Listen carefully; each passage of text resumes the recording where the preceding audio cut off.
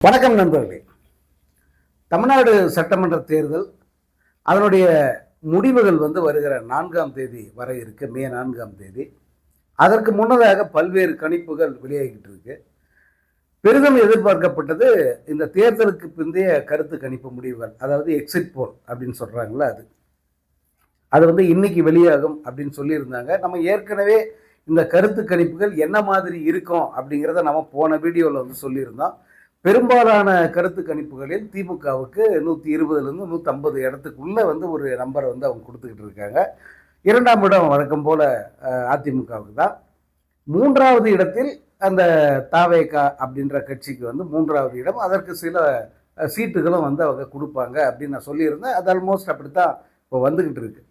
இப்போ இதுவரைக்கும் அந்த தேர்தல் முடிவுகள், எக்ஸிட் போல் ரிசல்ட்டை வச்சுக்கிட்டு பெரிய குழப்பத்துக்கு ஆளாயிருக்காங்க இந்த தேர்தல் கணிப்பாளர்கள், அதே போல மூத்த பத்திரிகையாளர்கள், அரசியல் விமர்சகர்கள். இவங்க அத்தனை பேருமே பெருங்குழப்பத்தில் ஆழ்ந்திருக்காங்க. காரணம், வந்திருக்கிற முடிவுகள் அந்த மாதிரி குழப்பமான ஒரு மனநிலையை ஏற்படுத்தியிருக்கு. அது எதனால அப்படின்னா, 9 முடிவுகளில் 5 முடிவுகள் திமுக தான் ஆட்சி அமைக்க பெரும்பான்மை இடங்களை பெறும். திமுக கூட்டணி, திமுக பிளஸ்.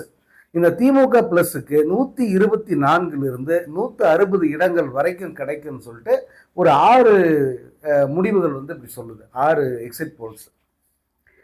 அதில் ஒரு சில எக்ஸிட் போல்ஸ், குறிப்பாக டைம்ஸ் நவ், CNN, இந்த மாதிரியான ஒரு சில எக்ஸிட் போல்ஸ் மட்டும் அதிமுகவுக்கு அதிக இடங்கள், திமுக 2ஆம் இடத்தை பெறும் அப்படின்னு சொல்றாங்க.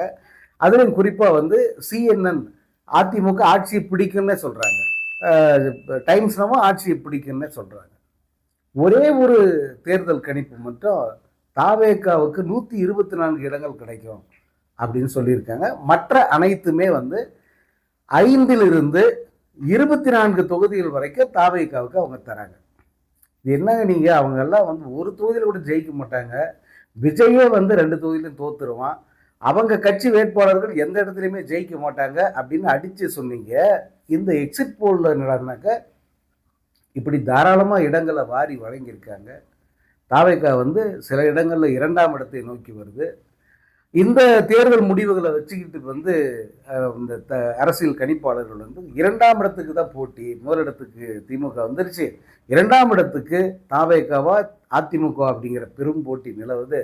சொல்ல முடியாது அதிமுக இடத்தை தாவேகா பிடிச்சிடும் அப்படிங்கிற மாதிரியான கருத்துக்களை எல்லாம் சொல்லிக்கிட்டு இருக்காங்க. இது அத்தனையுமே வெற்றிகரமாக ஒரு அறிவு சார்ந்து இயங்குகிற ஒரு மிகப்பெரிய ஒரு கூட்டத்தை வெற்றிகரமாக மடைமாற்றி இருக்கு இந்த மீடியாக்கள். தங்களுடைய சொந்த கருத்து, தாங்கள் யார் ஜெயிக்கணும் அப்படின்னு சொல்லி விரும்புகிறோமோ அதற்கேற்ற மாதிரியான ஒரு ஒப்பீனியன் போல அவங்க வெளியிட்டு இருக்காங்க. அப்படிங்கிற முடிவுக்கு தான் நம்ம இப்போ வர வேண்டியிருக்கு. ஏற்கனவே இந்த கருத்து கணிப்புகள் பணம் கொடுத்து நடத்தப்படுது அப்படின்னு ஒன்று இருக்கு.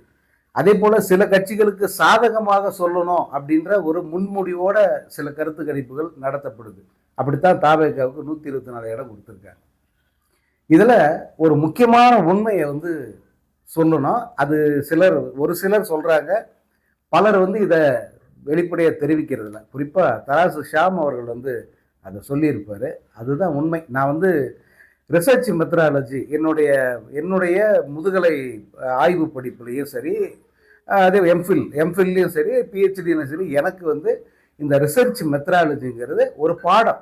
அது எதுக்காகன்னா, இந்த எம்ஃபில் அப்படிங்கிற அந்த கோர்ஸ் ஆகட்டும், அல்லது பிஹெச்டி அந்த கோர்ஸ் ஆகட்டும், இதில் எல்லாத்துலேயுமே நம்ம ஆய்வுகளை மேற்கொள்கிறோம். ஒரு குறிப்பிட்ட பகுதியை கள ஆய்வாக எடுத்துக்கிட்டு அதன் அடிப்படையில் தீசிஸ் சப்மிட் பண்ணுவோம். அல்லது ஒரு குறிப்பிட்ட டாபிக் எடுத்துக்கிட்டு அந்த டாப்பிக்கோட அடிப்படையில் களத்துக்கு போய் ஆய்வு செய்து அதை பகுத்தாய்ந்து நம்முடைய ரிசல்ட் என்னன்றதை சொல்லி நம்ம தீசிஸ் சப்மிட் பண்ணுவோம். அதனால் அந்த ரிசர்ச் மெத்தடாலஜிங்கிறது ஒரு முக்கியமான பாடம். அதில் குவான்டிடேட்டிவ் டெக்னிக்ஸ் அப்படின்னு ஒன்று இருக்கும். அது என்னன்னா, நீங்கள் இந்த ரிசர்ச்சுக்கு, அதாவது கணிப்புகள் அல்லது ரிசர்ச், அதுக்கு களத்துக்கு போகும்போது சாம்பிளிங் எப்படி எடுக்கணும், அந்த சாம்பிளிங்கை எப்படி நம்ம பகுப்பாய்வு செய்து முடிவுகளை டெரைவ் பண்ணணும், இதெல்லாம் அதில் முக்கியமான பாடங்கள். இந்த அடிப்படையில் தான் பெரும்பாலும் கருத்து கணிப்புகள் எடுக்கப்படுகின்றன, அதன் முடிவுகள் பெறப்படுகின்றன. அது ஒரு வகையில் வந்து விஞ்ஞானபூர்வமாக எடுத்தாக்க அது சரியான முடிவுகளை தரும்.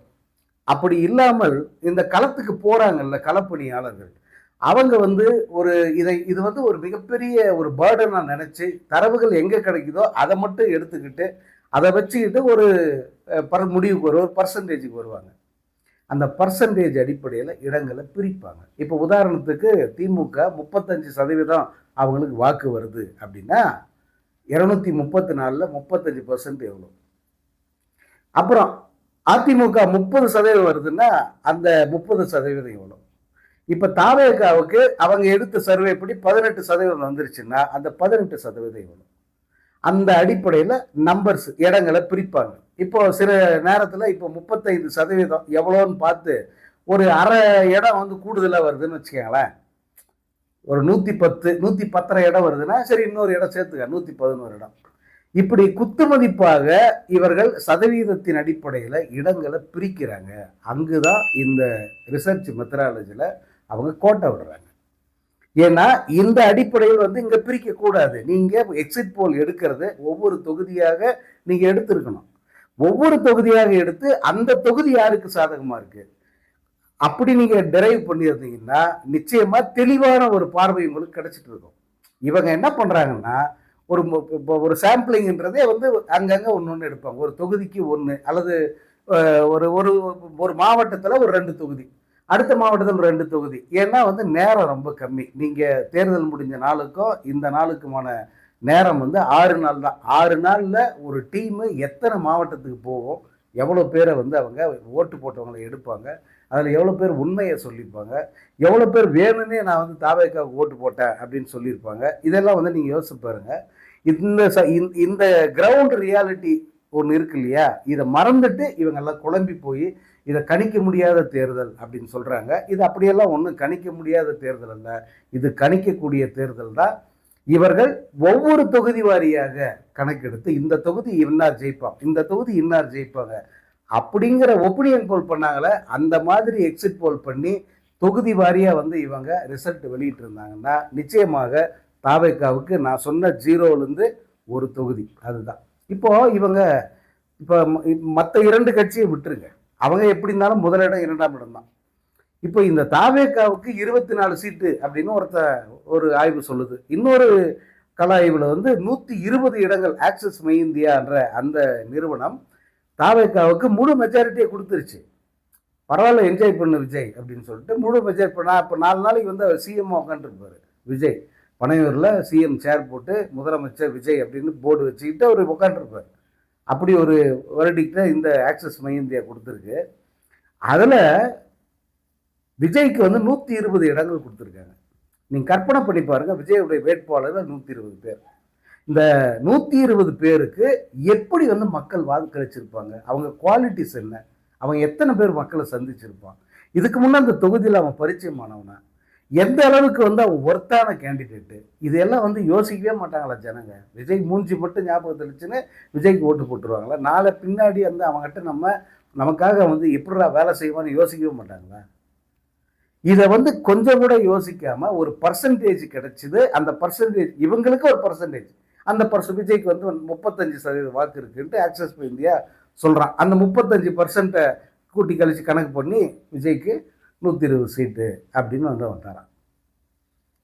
மற்ற நிறுவனங்களும் இப்போ நான் விசாரித்த வரைக்கும் இந்த 9 நிறுவனங்களிலும் தொகுதி வாரியான ரிசல்ட் இல்லை.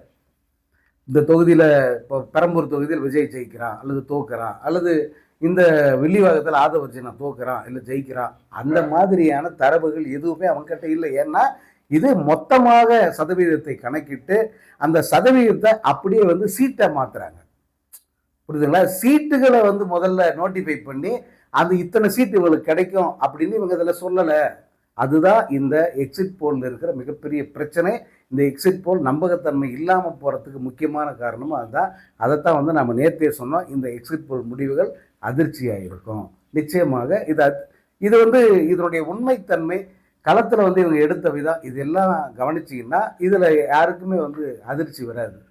நம்ம இன்னும் 4 நாட்கள் இருக்குது. அந்த 4 நாட்களில் நிச்சயமாக உண்மையான நிலவரம் என்னன்னு தெரிஞ்சிருப்போது விஜயனுடைய வாக்கு சதவீதம், அதே போல் கிடைக்கிற இடங்கள், இது மட்டும்தான் இப்போ முக்கியம். இப்போ வாக்கு சதவீதத்தை விட இடங்கள் தான் முக்கியம். இப்போ இவங்க வாக்குகளை சீட்டா மாத்திட்டாங்க.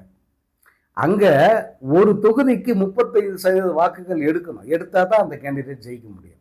இவன் ஓவராலா கணக்கு பண்ணி, இப்போ ஒரு ஒரு தொகுதியில வந்து கூடுதலாக ஒரு 1000 பேர் நான் விஜய்க்கு தான் ஓட்டு போட்டேன்னு சொல்லிப்பான். அந்த இடத்துல திமுகவுக்கு 5 பேர் தான் சொல்லிப்பான். நான் திமுக ஓட்டு போட்டேன்னு ஒரு 5 பேர் தான் சொல்லிப்பானே வச்சுக்கோங்களேன். அப்ப இவங்க எடுத்த சதவீதம் என்னவாகும்? விஜய்க்கு எப்படி போகும்? திமுகவுக்கு வெறும் 5 பேரு. தாவேகாவுக்கு 1000 பேர். எப்படி அந்த அந்த சதவீதம் எப்படி கன்வெர்ட் ஆகும்? சீட்டா எப்படி மாறுங்கிறத நீங்களே யோசிச்சு பாருங்க. அப்படித்தான் இந்த எக்ஸிட் போல் முடிவுகள் வர வைக்கப்பட்டிருக்கின்றன. ஆனால் இதை நினைச்சு நீங்க கவலைப்படுறதோ, இதை நினைச்சு நீங்க குழம்பி போறதுக்கோ ஒரு அவசியமும் இல்லை. காரணம், நீங்க தாவேகாவுடைய கிரவுண்ட் ரியாலிட்டி, அதே போல தாவேகாவுடைய வேட்பாளர்கள் லட்சணம், இவர்களுக்கு ஓட்டு அந்தந்த தொகுதிகளில் எப்படி 1,00,000 ஓட்டு 1,50,000 ஓட்டுங்கிறதெல்லாம் எப்படி சாத்தியம் அப்படிங்கிறதெல்லாம் நீங்கள் யோசிச்சு பார்த்தீங்கன்னா எக்ஸிட் போல் முடிவை ஒரு ஜாலியான ஒரு பொழுதுபோக்காக எடுத்துக்கிட்டு நீங்கள் கடந்து போயிடுவீங்க.